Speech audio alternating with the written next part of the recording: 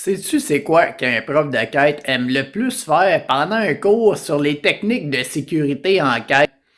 Ben, c'est de donner un cours sur la sécurité puis les techniques de quête à son étudiant. Et non pas simplement un cours sur le contrôle du quête de base. Parce qu'il est certain, c'est que si tu n'as jamais touché un quête de ta vie, ben tu vas être pourri.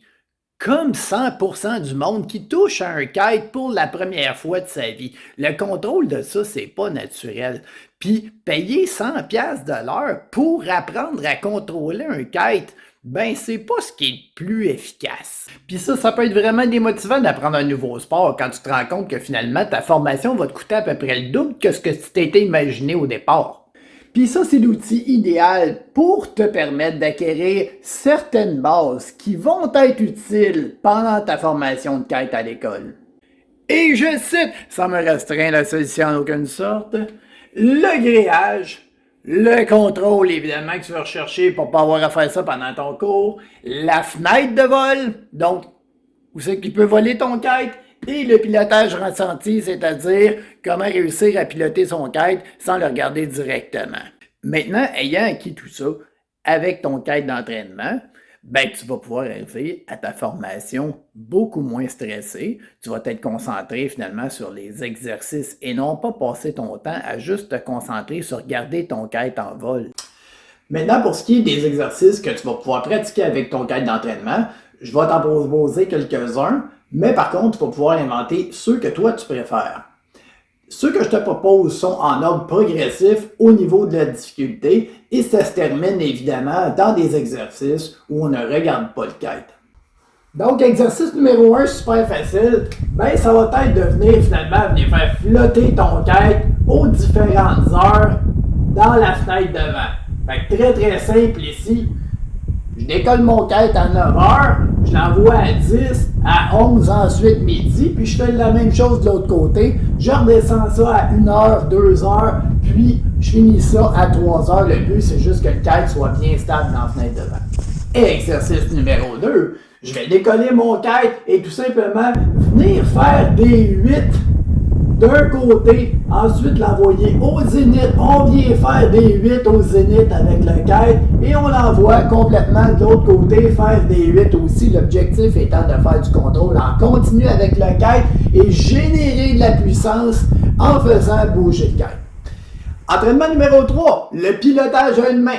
Donc, à ce moment-ci, tu vas piloter avec ta main gauche, avec ta main droite. L'objectif étant de garder seulement le kite stable, l'envoyer à un autre spot dans la fenêtre de vol et le stabiliser encore là. On le pilote avec la main droite, on le pilote avec la main gauche. Puis ça, l'objectif de ça, c'est quand tu vas arriver à ton cours, puis tu vas faire du pilotage à une main, tu vas être déjà habitué à faire ça. Puis quand tu vas vraiment rider en kite, ben la plupart du temps, tu vas piloter juste à une main. C'est important de s'habituer tout de suite, puis tu peux le faire pour vraiment pas cher plutôt que de le faire pendant ton cours.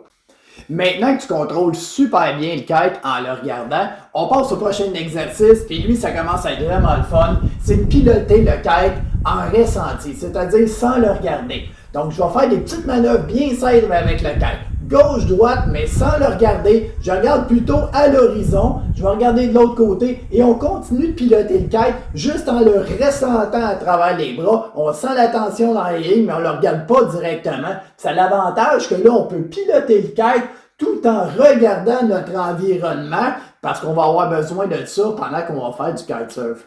Numéro 5, on pousse ça un petit peu plus loin. On va continuer de piloter le kite sans le regarder, mais cette fois, on va se déplacer au sol d'un côté, puis de l'autre. L'objectif de ça, c'est vraiment de créer le déplacement, c'est-à-dire toute notre attention est sur regarder où on marche tout en pilotant le kite. Donc, on reste en kite et on regarde où on va. Prochain objectif, ça c'est vraiment celui que je préfère.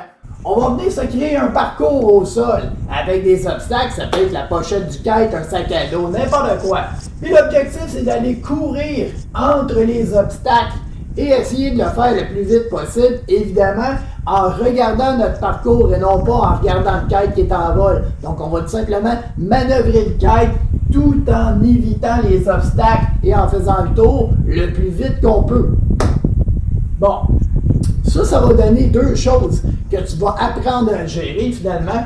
C'est de un, regarder ton parcours Et de 2, tu vas te retrouver à remonter au vent et descendre au vent pendant ta course. Ça va influencer à quel point ton kite tire. Donc, tu vas apprendre à gérer en même temps la puissance du kite parce que ton déplacement va se faire au vent et sous le vent. OK, là, t'es rendu vraiment trop hot. Tu as aussi appris à faire des kite loops en le regardant. Tu as appris à manœuvrer le kite, avancer, reculer au vent.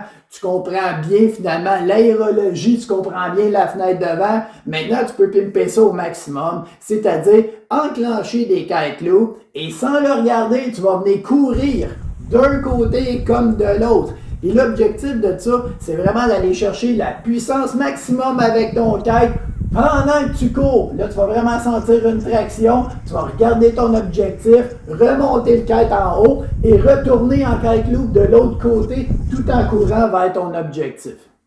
Et puis, tant qu'avoir appris à gérer la zone de puissance qui est au centre de la fenêtre de vent, ben rendu là, tu es aussi bien d'utiliser la zone de puissance pour t'aider à te lever. Donc, je m'assis, j'envoie le kite en loop en faisant les 8 en zone de puissance, puis je me sers de la force du kite tout simplement pour me tirer vers le haut, pour me mettre debout. Bon, là, c'était juste quelques exemples que je trouvais pertinents à te montrer, mais toi, tu peux t'inventer une panoplie d'exercices que tu vas, toi, trouver le plus le fun à faire, mais juste garder en tête qu'en fait, l'exercice le plus important, c'est de piloter le kite sans le regarder. C'est ça qui va te donner le plus de capacité, le plus de connaissances pour quand tu vas arriver pendant ta formation. Ça va tellement faire baisser ton stress. Puis oublie pas qu'un kite d'entraînement, ben ça tourne vraiment sur un dizaine. Quand tu vas te retrouver avec un kite de traction standard, tu vas trouver ça tellement lent, donc beaucoup plus facile à manœuvrer. Ton taux de stress va être au minimum, puis tu vas vraiment pouvoir te concentrer sur les exercices de sécurité que ton prof t'explique. OK, maintenant tu vas me dire, mais quoi acheter? En fait, il y a un paquet de marques de kites d'entraînement que tu peux trouver sur le marché. Écoute, il y a du Air Rush, du Liquid Force, du Ozone, Peterlin. Il y a énormément de marques finalement qui sont disponibles. L'important, c'est pas tant la marque que le type de kite d'entraînement parce qu'il y en a toute une panoplie. Donc, moi, ce que je vous recommande fortement, ben, c'est le kite d'entraînement, premièrement, qui a une barre. Et un kite d'entraînement qui a 3 lignes. Pourquoi pas 2 lignes? Parce que les 2 lignes, évidemment, sont moins chères. Mais la 3e ligne est super pratique parce que c'est elle que tu vas te servir finalement. De 1 pour bloquer le kite, parce que ta 3e ligne te sert de frein. Mais elle est super pratique pour quand ton kite il vient se cracher au sol. Au début, là, on s'entend, tu n'as pas beaucoup de contrôle. Tu vas venir cracher ton sol très très souvent. Pouf! Dans la terre ou dans la neige. Donc à ce moment-là, la 3e ligne, tu vas venir tirer dessus pour finalement redécoller ton kite sans que personne ait à venir à chaque fois venir replacer ton kite, te le redécoller sans arrêt. Tu peux tout faire ça tout seul parce qu'évidemment, c'est pas tous les jours qu'on a quelqu'un pour venir nous aider à nous entraîner en kite. Ça nous rend beaucoup plus autonomes. Oui, c'est un petit peu plus cher, mais tu le regretteras tellement pas. Kite à 3 lignes avec une barre.